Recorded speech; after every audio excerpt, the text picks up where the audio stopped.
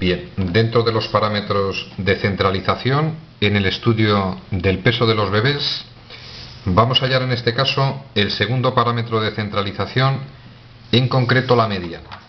No es fácil, empezamos el razonamiento. Tenemos que hallar la mediana en el caso de los pesos de los recién nacidos y tenemos parte de los elementos en la tabla. Vamos a recordar. Para hallar la mediana, si nos dan por intervalos, dos formas. La primera, muy sencilla, la marca de clase del intervalo mediano. Es decir, la clave en este problema es ¿qué es el intervalo mediano? Varias formas para poder hacerlo. Yo os doy un consejo. El método más contundente, como voy a necesitar las frecuencias absolutas acumuladas, voy a hallar las frecuencias absolutas acumuladas. La primera es 4. 4 más 5, 9. 9 más 13, 22. 22 más 17, 39. Más 8.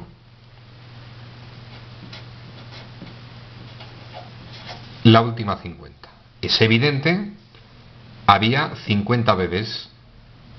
La última de las frecuencias absolutas acumuladas tiene que dar 50. ¿Cómo sabremos cuál es la marca de clase que está en el centro? Recordad que la mediana, la primera vez que estudiamos la mediana decíamos, ordenamos las variables repitiendo tantas cuantas hay de menor a mayor. La variable que ocupa el lugar central es la mediana.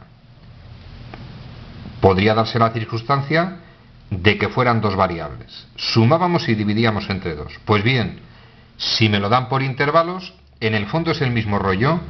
De todos estos valores que van a hacer la función de la variable estadística y que se denominan marcas de clase, debo averiguar cuál es el que ocupa el lugar central. Y, truco sencillo, hay 50 valores. 50 entre 2, 25. El 25 está comprendido entre el 22 y el 39. Se toma el 39. Es decir, toma el valor 3,05. Primera forma de hallar la mediana, la marca de clase del intervalo mediano. El intervalo mediano va a ser este intervalo que se corresponde a la marca de clase. Valor 3,05. He explicado varias formas para localizar ese valor. Otra sería, este intervalo aparece 4 veces, este 5, este 13. Vamos a ver cuál de los intervalos quedaría en el centro. Vais a obtener ese intervalo, el denominado intervalo mediano o clase mediana. Conocida la posición de esos elementos, la aplicación de la fórmula para hallar la mediana con más precisión, muy sencillo. Vamos con el L sub i. Es el límite inferior de la clase mediana o intervalo mediano. Esta es la clase mediana o intervalo mediano. El límite inferior es el extremo izquierdo del intervalo. De los dos valores el menor, 2,85.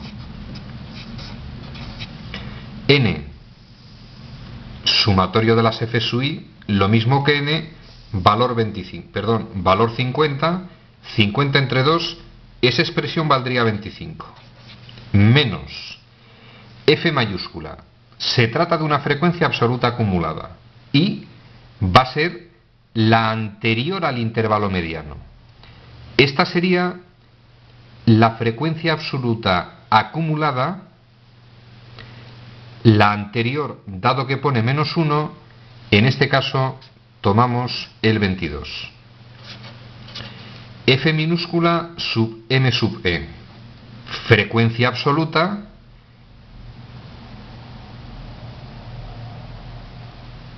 de la mediana.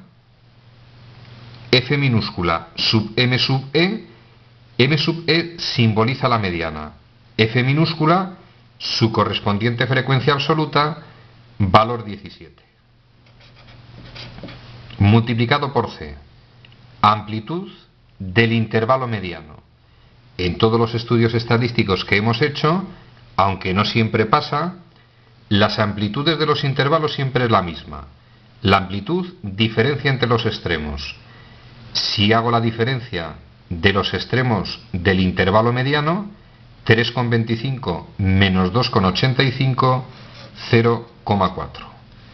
Efectuamos la operación, valor aproximado 2,92. Y, como suelo deciros, sentido común. Nosotros hallamos inicialmente la mediana tomando la marca de clase del intervalo mediano, 3,05.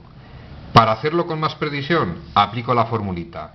El valor obtenido ha de estar muy próximo al que teníamos inicialmente. Ejercicio resuelto.